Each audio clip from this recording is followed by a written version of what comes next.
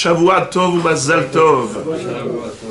Cette année 5781, le Ta'anit, le jeûne du 10 Tevet, tombe un vendredi. Question, lorsque le Ta'anit tombe un Erev Shabbat, comment est-ce qu'on doit procéder par rapport à la fin du jeûne? Normalement, la fin du jeûne, c'est à la sortie des étoiles. C'est à Kochavim. Mais nous, on est Mekabel Shabbat plus tôt. Nachon. Alors, est-ce qu'il faut attendre la sortie des étoiles pour aller manger, pour faire Kiddush? Ou bien est-ce qu'on peut manger même avant la sortie des étoiles, dans le cas où on a reçu le Shabbat plus tôt? Dans le cas où on s'est engagé déjà dans le Shabbat bien plus tôt. C'est vrai qu'il fait encore jour, mais il y a une notion de Tosefet Shabbat. Vous connaissez cette notion. Tosefet Shabbat, c'est-à-dire que le Shabbat, on n'attend pas la dernière seconde pour être Mekabel Shabbat. Bien avant déjà, on est Mekabel Shabbat. Alors, est-ce qu'on peut manger? Est-ce qu'on peut faire Kiddush même avant la sortie des étoiles, puisque c'est déjà Shabbat? Ou bien, non, il faut attendre, comme tous les jeunes, à la sortie des étoiles. Alors, la halacha, pour que ce soit clair, aussi bien séfarade comme ashkénaze, il faut attendre la sortie des étoiles pour faire Kiddush. Comme ça, on commence déjà avec ce qui est clair. Et la proposition qu'on va faire, c'est de commencer Mincha, ce vendredi spécialement, à l'heure du Plag Mincha. C'est-à-dire qu'on puisse terminer à Arvit assez tôt, de manière à pouvoir rentrer chez soi à la maison et faire le Kiddush juste à la sortie des étoiles, pour ne pas faire souffrir qui que ce soit, que les gens puissent rentrer chez eux, et à la sortie des étoiles, ils lisent le schéma, et ils font le Kiddush, et on passe à table. Voilà comment, Be'ezrat Hashem, on va procéder pratiquement, dans la pratique.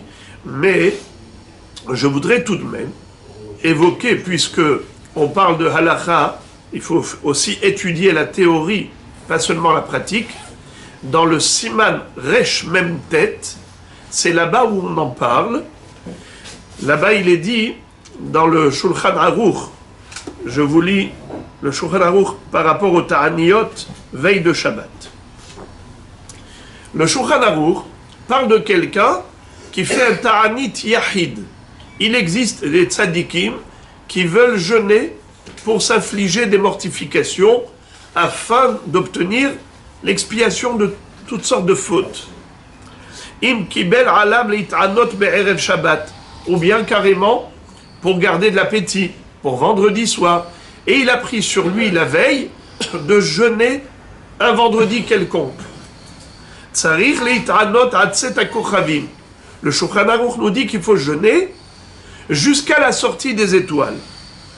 Imlo shepiresh besharat kabbalat ta'anit ad sheyashlimu hatzibur tefilatan. Sauf dans le cas où il a fait un tnaï. Il a posé une condition claire, explicite. Il a dit, je ne vais pas terminer mon ta'anit à la sortie des étoiles. Je vais terminer mon ta'anit à l'heure où tout le monde sort de la synagogue. On va entrer faire Kiddush, même si c'est avant la sortie des étoiles. Je m'arrêterai de jeûner. Puisque c'est lui qui a fixé son propre jeûne, c'est lui qui détermine aussi la limite. Haga, c'est le Rav des Ashkenazim, le Rama, Rabbi Moshe Isserles. Il dit, Veyesh omrim, delo yashlim, ela miyad shiotzim mi bet hakneset yochal.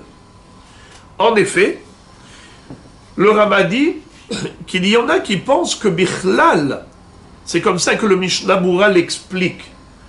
Le Mishnah Bura explique que il y a certains poskim qui pensent que ça n'existe pas de jeûner pendant Shabbat.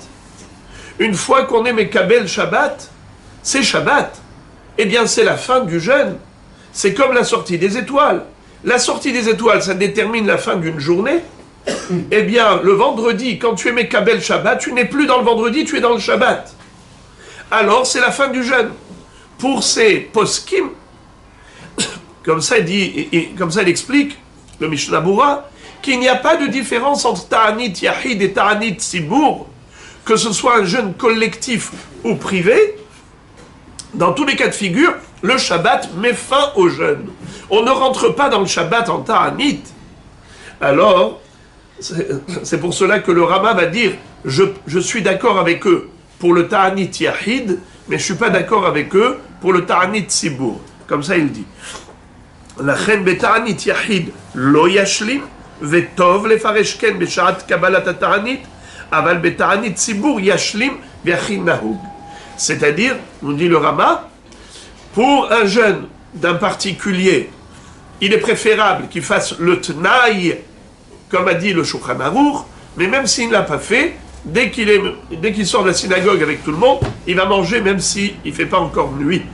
Tandis que pour un Ta'anit Sibour, que ce soit, c'est-à-dire l'un des 5 jeunes, le dit Tevet et ainsi de suite, eh bien, ça ne dépend pas de lui. À partir du moment où c'est un Ta'anit Sibour, il faut attendre la sortie des étoiles. Donc voilà mon rêve Rabotai pour ce vendredi. Azrat Hashem, Kadosh Baruch Hu le transforme en jour de joie et de fête Bekarov.